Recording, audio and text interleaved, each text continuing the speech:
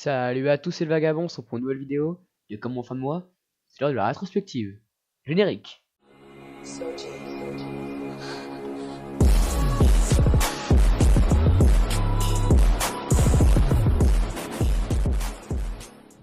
Petit truc que je vais m'imposer maintenant avant de commencer ces rétrospectives du mois. Je vais m'imposer voilà, une petite minute où je vais vous expliquer ce qui se passe sur la chaîne future et maintenant. Je pense tenir un rythme de 2 à 3 vidéos par mois. Ce sera l'idéal. Et là, à ce moment-là, j'ai fait que 2 vidéos si je ne me trompe pas. En prochain, il y en aura au moins 4. Car il y aura une vidéo Mortal Kombat en début de mois, qui est attendue, mais c'est passé avec tes cercles carrés. Il y aura une rétrospective, une vidéo sur les futures figurines à venir qui est importante et que je veux vraiment faire, que j'ai un peu d'ailleurs teasé dans cette vidéo. Et normalement, il y aura aussi une quatrième vidéo au mois de juin, mais je suis pas sûr si elle se fera au mois de juin ou au mois de juillet. Dans tous les cas, je serai au courant. Et donc maintenant que tout cela est dit, on pourra passer au vrai sujet de la vidéo. 1er mai, chez Glénat, on retrouve Ajin et tome 13, couverture assez sobre pour ce manga d'ailleurs, vu que j'y pense. C'est assez stylé, voilà, je vais pas m'éterniser dessus, c'est un manga voilà, qu'il faut lire. Pas une grande priorité des univers de manga, mais franchement, faut lire. Je crois donc que le titre de ma vidéo sera The King is Back, avec le tome 36 des éditions Kana de Hotel Center. Voilà, un tome, je pense, qui sera le plus attendu ce mois-ci, vu qu'il n'y aura pas des géants, comme par exemple SNK ou One Piece, pour citer que ces deux-là. Donc voilà, je pense qu'au niveau vente, celui-là va décoller. C'était certainement le manga que j'attendais le plus ce mois-ci. Je parle évidemment de One Punch Man sous tome 15, sorti le 9 mai. Voilà, quand One sort un nouveau manga, il faut absolument que j'achète, car je suis ultra fan de lui, comme j'ai dit plusieurs fois dans d'autres vidéos. Donc voilà, franchement, ce tome-là, c'est du lourd. Lui aussi, il me présente dans ce top, et je parle inévitablement de Black Clover, ce tome 18. Il a fait de grosses ventes au Japon, si je ne me trompe pas. Je pense que ce sera de même en France. Je ne pense pas que ce sera le meilleur manga de ce mois-ci, mais en tout cas, la couverture la plus stylée. Je parle de Inumalo Sumo, ce tome 15, chez l'édition Glénat. Couverture vraiment stylée entre ces deux personnages, qui est Inomaru, eux que je connais pas, car je me suis arrêté hyper souvent dans le manga et que j'ai pas voulu continuer, ça m'a pas trop hypé ce manga.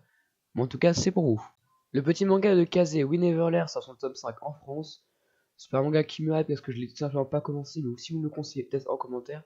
Peut-être je lirai les scans pour voir un peu plus du manga, parce que je peux pas juger un manga sans l'avoir lu encore. Mais voilà, en tout cas c'est pour vous. Celui-là par contre j'ai bel et bien commencé, mais j'ai énormément de retard. Je parle de Otaku Otaku et son tome 5. Je me suis arrêté au tome 2, qui à l'époque il y avait une petite promotion, un tome acheté, un tome offert. Oui, je suis un gros radin.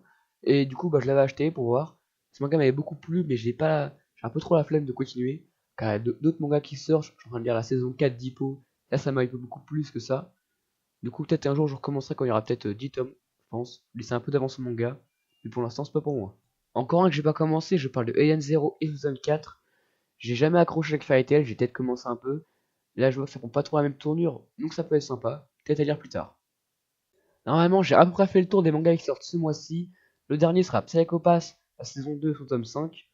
Un manga que j'ai non plus pas commencé. Enfin, si, j'ai pas commencé le manga, mais j'ai commencé l'animé. Et c'est vraiment sympathique. Donc, je pense pas commencer le manga un jour parce que faudrait que je dégraisse un peu ma bibliothèque. Mais sinon, vraiment, ça reste sympa. Maintenant qu'on a à peu près fait le tour de sorties manga ce mois-ci, d'ailleurs, je pense que One Punch Man, Inomaru Sumo et Otaku Otaku étaient les mangas de prédilection ce mois-ci, si je peux dire. Donc maintenant, je vais pouvoir parler des figurines, en tout cas faire 3 petites figurines ce mois-ci, parce que je vais faire toutes les figurines, et ça sera à la prochaine vidéo. Donc on va commencer avec la figurine Détective Conan de SH Figuart. Une figurine où on voit beaucoup les trucs articulés au niveau des genoux et des coudes, mais c'est vraiment une figurine qui peut être sympa à mener dans une vitrine. Je pense que ça peut être sympa niveau collectionneur. On peut donc passer à la deuxième figurine de ce top, et c'est celle de Luffy Mugiwara SH Figuart 0. Alors j'ai pas vraiment aimé l'univers One Piece ces dernières années, parce que j'ai pas continué, mais j'ai pas trop jugé là-dessus, pour me faire arracher en commentaire. Cette figurine peut à mon avis être mitigée pour certains et sympathique pour d'autres, avec ce bras qui part en arrière. Moi je suis mitigé là-dessus, en même temps je connais pas trop l'univers, mais je suis pas trop jugé. On peut donc passer à l'autre figurine, la dernière figurine de ce top, la SH Figuart 0 Diaporama de Hashirama et Mazara. Vraiment stylée cette figurine, mais j'aurais pas assez de sous pour l'acheter, mais je vais m'acheter Mortal Kombat 11 en ce début de mois. Mais franchement, l'avoir d'occasion peut être sympathique. Si vous connaissez pas trop SH Figuart 0, en gros c'est deux figurines assemblées en une pour former une sorte de petit diaporama sympa. Genre des fois c'est pour des pages de manga, c'est comme ça, pour fêter les 20 ans, c'est comme ça. Mais ça peut vraiment être stylé dans une petite vitrine. Et en plus, j'adore la gamme des SH Figuarts, je suis vraiment fan de cette gamme. Même si tout le monde dit que l'articulation sont trop vaillantes, je trouve vraiment sympathique. Et franchement, l'avoir pas trop cher. Pour moi les amis, cette vidéo est terminée. Je vous donne rendez-vous la semaine prochaine pour une nouvelle vidéo. N'hésitez pas à me donner votre avis en commentaire. Et moi je vous dis salut!